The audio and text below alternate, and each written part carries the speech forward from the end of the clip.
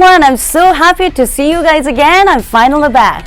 Well, we're gonna go through the grammar section in this class, which is called the Grammarholic, and I think it will be perfect within 30 hours. And if there are any problems or questions, do not hesitate to ask them, then we'll give a right answer ASAP.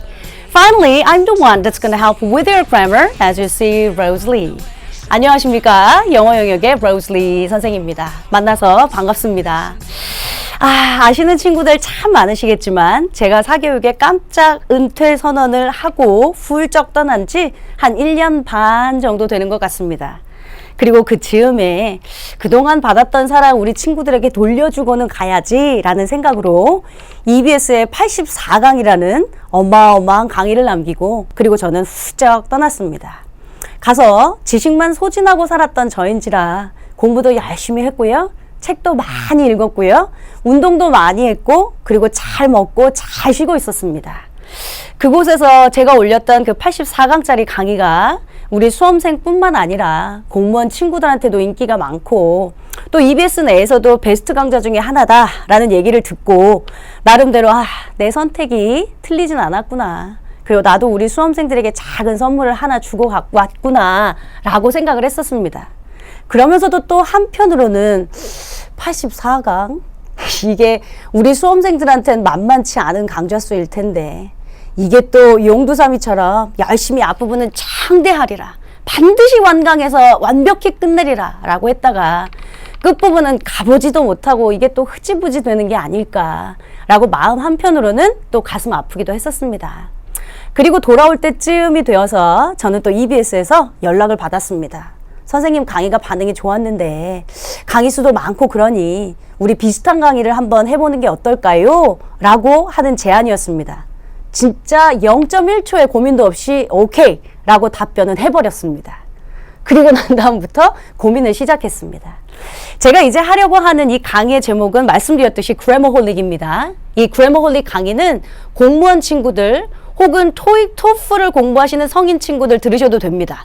어법은 어법이지 뭐 이게 대학생 어법 따로 있고 성인 어법이 따로 있고 공무원 어법이 따로 있고 그러진 않거든요. 그러나 출제 매뉴얼들은 약간 다를 수 있기 때문에 각각의 시험에 맞는 문제풀이 적용 연습은 반드시 하셔야 되는 건 맞습니다. 제가 수업하다 보면 아시겠지만 제가 설명할 때 여기까지는 내신용이야. 내신은 대부분 요렇게 등장하는데 이게 이제 수능으로 전향되면 훨씬 더 꼬여서 훨씬 더 역공해서 문제가 요렇게 나올 거야 라고 설명을 할 거니까 내신뿐만 아니라 수능 커버하기 위해서도 고1, 2 친구들 들으셔도 되죠.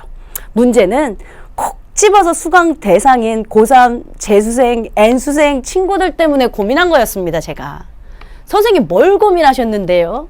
시기적인 문제였습니다. 우리의 그래머홀릭 개강 날짜는 6월입니다. 이제 6월 모평도 끝났겠다. 고3 재수생 친구들 요맘때쯤 되면 무슨 생각이 드냐 하면 엄마야 벌써 한 학기가 다 끝나가고 있는데 해놓은 건 없는데 아직도 할 게 굉장히 많은데 까짓 거 어법 한두 문제 버려? 라는 유혹을 슬슬 갖게 됩니다. 물론 어법 영역은 어법 문제 한두 문제 때문에 하는 게 아니라 여러분들이 간절하게 원하는 그 정확하게 해석하는 연습 구문 독해 때문에 하는 것도 맞지만 우리 수험생들 입장에선 그 말도 이해는 되거든요. 6월까지 거 어법 한두 문제 버려? 이런 생각을 했다가 또 한편으로는 그래도 뭔가 또 안 하자니 마음속이 찝찝하고 우리 수험생들은 또 처음병이 있어서요. 처음부터 완벽하게 뭘 자꾸 하려고 하는 느낌을 갖고 있기 때문에 시기적으로 이게 6월달인데 어떡하지? 그것 때문에 제가 고민을 했었습니다. 강좌 수는 그래서 제가 30강으로 끝낼 겁니다. 물론 어법만 설명하는 시간은 26강일 겁니다. 그 외에 기출문제 적용 연습하고 뭐 구문 독해로 이어지는 것까지 해도 30강입니다. 그러니까 고1, 2 공무원뿐만 아니라 고3 재수생 친구들도 충분히 완강할 수 있게끔은 만들어주고 그리고 이 안에 그래? 그럼 우린 또 처음병 있는데 그리고 또 완벽병이 있는데 좋다? 그러면 기본 개념 설명하자. 심화 설명하면 되지. 그리고 여기서 뭘 또 적용 문제풀이를 따로 해. 여기서 제가 적용 기출문제풀이 같이 해주면 되지. 그리고 정확하게 해석하는 구문 독해까지 싹 연결되게 초석까지 다 마련해주면 되지 라고 해서 탄생한 이게 바로 Grammarholic 강좌입니다. 괜찮죠?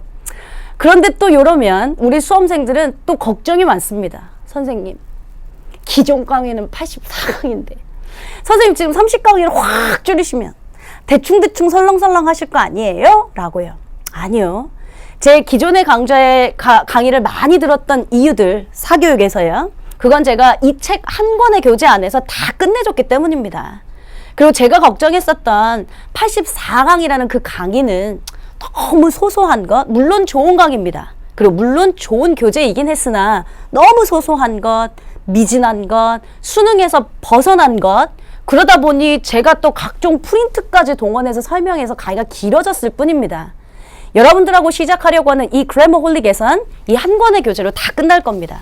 이 안에 교재에 여러분들하고 저랑 같이 필기하는 게 있을 거고요. 기본 설명이 있을 거고요. 심화 설명 덮여 있을 거고요. 단문 연습 풀 거고요. 기출문제 풀 거고요. 출제자 의도 다 파악할 거고 한 권으로 다 끝내겠습니다. 그리고 저 그렇게 무책임한 사람이 아니니까 걱정하지 않으셔도 됩니다. 사실은 자랑 같은 이야기를 하자면 제가 그동안 수업했던 누적 수강생은 이제 230만 명이 넘어갑니다. 그리고 그 중에서도 93만 명 이상의 학생들이 제 어법 강의를 들었습니다. 대한민국의 사교육, 공교육 가장 많은 어법 제자들을 갖고 있는 선생님 중에 하나입니다. 그래서 시작하는 강좌인데 제가 어찌 설렁설렁 하겠습니까? 그러니까 그 정도는 믿으셔도 됩니다. 여러분들하고 이제부터 본격적으로 그래머홀릭 다 각설하고요.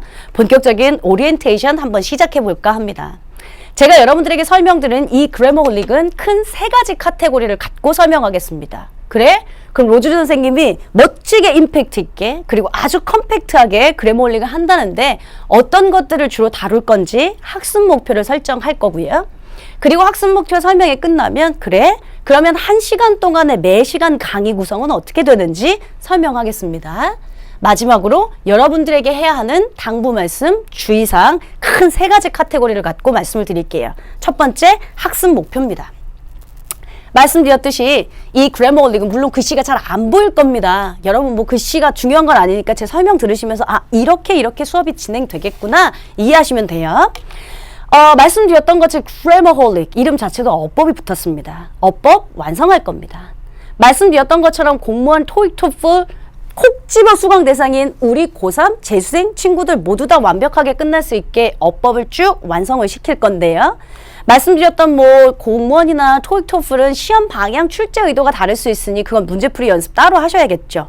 만 우리 수험생 친구들 고1, 2, 3 친구들은 이 한 권의 교재에서 다 끝날 수 있게 제가 어법 완성하겠습니다. 두 번째는 지식의 통인식이라고 썼습니다. 사실은 말이 어렵지만 제가 블라블라블라 학습 목표를 되게 많이 말씀드릴 거거든요. 그리고 나면 선생님이 뭘 어떻게 통인식 하겠다는 건지 이해하실 겁니다. 그러니까 잠깐 넘어가겠습니다. 세 번째는 엉킨 실타래 좀 풀어놓겠습니다. 우리 수험생들이 지금 모니터를 보고 있는 친구들이 고2, 고3이라고 가정해도요. 18세, 19세입니다. 우리가 18, 19년 동안 사실은 아무것도 어법 공부를 안 하진 않았습니다. 그러니까 어디서 들어본 건 꽤 많습니다. 그런데 우리 수험생들 공부하는 걸 제가 20여 년간 쫙 지켜보면 이렇게 세그먼트별로요. 시제 땅, 분사 땅, 관계사 땅 이렇게 정리하더라고요. 근데 어법 문제 그렇게 따로따로 등장하지 않잖아요. 알고 계시는 것처럼 아무데나 막 밑줄 준 다음에 어법상 적절하지 않은 걸 찾아라 라고 하면 우리 머릿속엔 전체적인 그림이 다 그려져 있어야 합니다. 그래서 제가 지식의 통인식이라는 얘기를 쓴 건데 엉킨 실타래부터 풀면 아마 쭉쭉쭉 연결이 될 겁니다. 예를 들어 여러분들이 문장의 형식을 배우는 건 1형식 주어 동사, 2형식 주어 동사 보어 이런 것 때문에 배우는 게 아니에요. 사실은 형식을 이해하다 보면 자동사, 타동사가 이해될 거고요. 자동사, 타동사가 이해되면 이해될 거고요.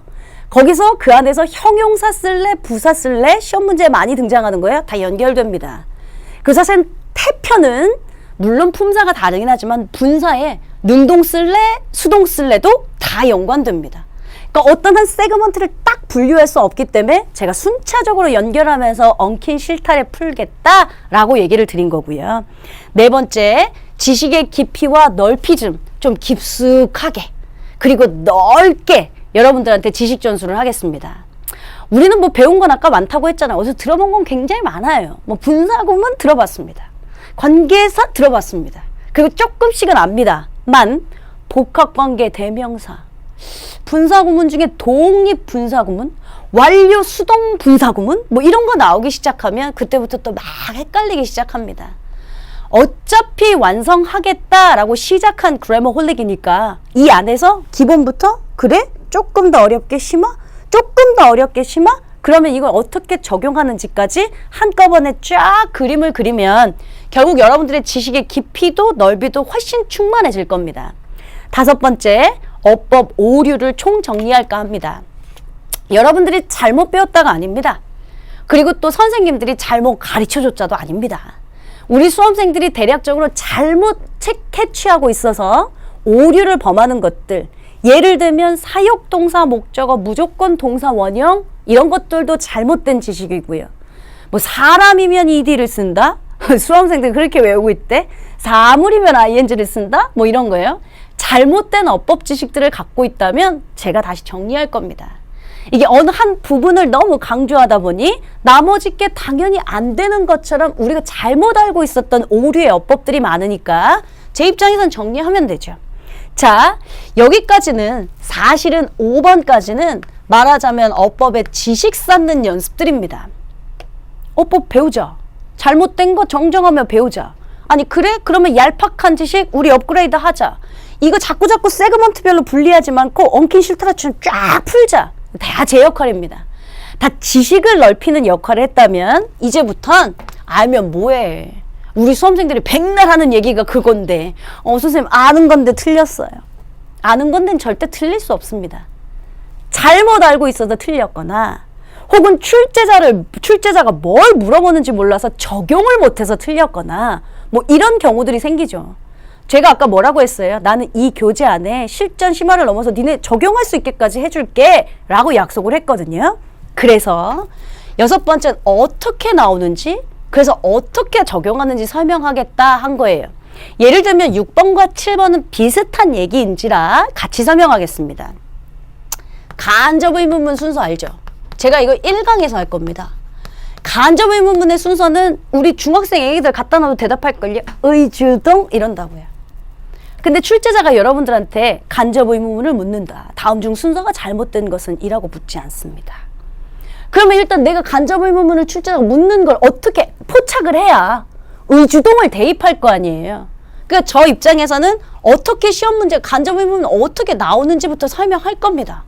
그러면 여러분들이 알고 계신 의주동 순서 대입하는 거 하면 됩니다. 그리고 여기에 결론 아닌 원인부터 설명할 거예요 라고 했죠. 이 아주 쉽게 예문 들면 됩니다. 또 시간이나 조건 부사절에서는 현재가 미래를 대신한다. 우리 수험생들한테 물어보면 100이면 100 거의 다 대답하는 얘기들입니다. 이것도 결론을 알고 있는 거죠. 우리 수험생들이. 근데 문제는 뭐냐면 어떻게 적용하는지 어떻게 나오는지를 몰라요. 아니나 달라 시험 문제 틀려왔어. 그리고 이제 해설지를 쫙 봤어. 그랬더니 시간이나 조건 부사절이면서 시제가 현재를 대신했어요. 이렇게 써져 있으면 어머 또 아는 건데 틀렸대. 시간 조건 부사절이 뭔데요? 몰라요 우리 수험생들이. 그러니까 원인을 알고 처음 스토리를 알고 있어야 네가 알고 있는 그 결론 현재가 미래를 대신한다는 걸 대입할 수 있는데 우리 수험생들은 항상 요거 결론만 간접 의문 의주동 결론만 알고 있으니까 어떻게 나오는지 모르고 그러면 적용을 못 하겠지? 그러면 점수로 보상을 못 받겠지. 우리가 배우는 이유는 일단 지식을 많이 늘리자는 당연해요. 그러나 배웠으면 맞춰갖고 와야죠. 점수로 보상은 받아야죠. 그래서 아는 거 적용할 수는 있긴 해야죠. 다른 예를 또 한번 들어볼까요? 쉬운 예로 분사구문 가겠습니다. 자, 제가 또 분사구문을 만드는 순서 알아요? 그럼 이제 다 대답하실걸요? 분사구문 만드세요. 그럼 처음에 뭘 생략한대요? 접속사를 생략한답니다. 좋습니다. 접속사 생략하고 그 다음에 뭐 한대요? 주어를 생략한답니다. 잘하셨습니다. 그럼 주어 생략하고 난 다음에 어떻게 하래요? 능동이면 ing, 수동이면 pp를 쓴다. 잘하셨어요. 잘하신 거예요. 분사구문 만드는 순서. 그런데 출제자가 다음 문장을 분사구문으로 만드시오 라고 하는 게 없어요. 우리는 항상 완성된 분사구문, 즉 말하자면 결론을 주고 이게 맞니 틀리니를 거꾸로 묻는 거죠. 그러니까 항상 원인을 알아야 돼요. 시간 조건 부사절은 현재가 미래를 대신한다 결론 말고요. 이게 맞는지 틀리는지 거꾸로 원인부터 찾아야 해요. 그러나 우리 친구들은 항상 결론만 생각했지 앞에 어떻게 출제자가 나오는지 뭐 의도가 뭔지를 모르니까 틀렸던 거죠. 제 입장에선 설명할 때요. 이왕이면 어떻게 나올 건지 그럼 네가 알고 있는 거 어떻게 적용할 건지 원인부터 설명하면서 결론 찾아갈 수 있게 즉 다시 말하면 아는 것 적용할 수 있게 해줄게 라고 하는 게 지금 학습 목표입니다. 8번째 똑같은 얘기입니다. 출제자가 뭘 물어본지를 아는 순간 그동안은 만약에 when이 밑줄이 쳐져 있잖아. 그러면 간접의문은 when일 수도 있어요. 시간 부사전 when일 수도 있어요. 여러분들이 알고 계시는 관계 부사 when일 수도 있어요. 근데 이게 뭘 물어보는지를 알아야지. 그러니까 어떻게 나오는지를 알아야지. 어떻게 적용하는지도 알아야지. 그러면 출제자가 이 셋 중에 뭐 물어봤구나 확인하면 적용할 수 있고요. 적용하면 점수로 보상받게 되어 있습니다. 다 똑같은 얘기입니다. 이게 어법 영역이라는 것은 영어의 다른 구문들 즉 독해랑은 달라서 영역이 달라서 독해는 여러분들이 공부한다고 바로 성적으로 다음날 보상받지 않습니다. 공부한다고 바로 다음날 성적으로 보상받으면 그러면 우리 수험생들이 왜 슬럼프를 겪고 왜 절망하겠습니까? 공부했는데 티 안 나는 것 같으니까 우리 수험생들 입장에서 내가 잘못 공부했나 봐. 난 안 되는 인간인가 봐. 라면서 슬럼프를 겪겠죠. 근데 어법 영역은 다릅니다. 일단 지식부터 쌓아놓고요. 어떻게 나오는지 출제자가 뭘 물어보는지만 확인하면 그래서 적용하는 순간 점수로 바로 보상받을 수 있습니다. 그러니까 그래머홀릭은 아마 완강하고 나면 이제 적어도 물론 또 100점을 맞을 수는 없지만 보면 적어도 하나도 보이지 않았던 거 출제자 이거 못 묻네. 왜 맞았네. 왜 틀렸네. 충분히 많이 현안이 되실 겁니다. 눈이 훨씬 더 높아질 거고 많이 보이실 겁니다. 그건 또 제가 할 일입니다. 이게 8번까지는 말하자면 적용 연습입니다. 지식 배운 거 갖고 적용하자. 알고 있는 것만 충분하지 않고 알고 있는 걸 써먹어서 점수로 보상받아야 하니까 이 8번까지만 가도 사실은 제가 말하고 싶은 nothing better than this 이거보다 더 좋을 수는 없습니다. 근데 여러분들한테 사실은 더 좋게 하려면 우리가 어법은 어법대로 가야 하지만 제가 구문독해의 초석까지 간다라는 말씀을 드렸으니까 그 외의 얘기들을 하겠습니다. 이런 작업을 거쳐 저는 여러분들에게 지식을 통인식으로 한 권으로 만들어줄게. 잘못된 거 내가 다 정리할 거고 지식의 깊이 익혀줄 거고 엉킨 거 실타래 풀어서 쫙 그림으로 파노라마로 만들어줄 거고 무한반복 누적 복습 통해서 통인식 시켜줄 거야 라고 했던 게 사실은 이번의 이야기입니다. 제가 오리엔테이션 처음 시작하면서 뭐라고 했어요? 전 무책임하지 않습니다. 믿으셔도 됩니다 라고 했죠. 우리 수험생들한테 저는 복습하세요 라는 말 잘 안 합니다. 하긴 합니다. 그러나 잘 안 합니다. 까짓 거 그냥 내가 같이 하고 만다 이럴 거예요. 그리고 저 복습 굉장히 많이 할 겁니다. 복습은 조금 이따도 얘기하겠지만 제가 3강 강의 나갈 때 2강 복습하고 3강 이런 식이 아니고요. 1, 2강 복습하고 3강 4강 나갈 때 1, 2, 3강 복습하고 4강 5강 나갈 때 1, 2, 3, 4 복습하고 5강 이렇게 누적 복습할 겁니다. 어느 순간 여러분들이랑 저랑 하면 하고 호흡이 굉장히 잘 맞게까지 만들어낼 겁니다. 자, 그리고 10번째 세상에서 여러분들만이 만든 단 한 권밖에 없는 영문법서가 탄생할 겁니다. 교재엔 물론 깨알같이 어법의 문서들이 써 있습니다. 근데 저도 사실은 어법 수업하면서 교재를 잘 안 보는 편입니다. 머릿속에 다 있는 것 같고 꺼내서 여러분들한테 정리해주면 되니까요.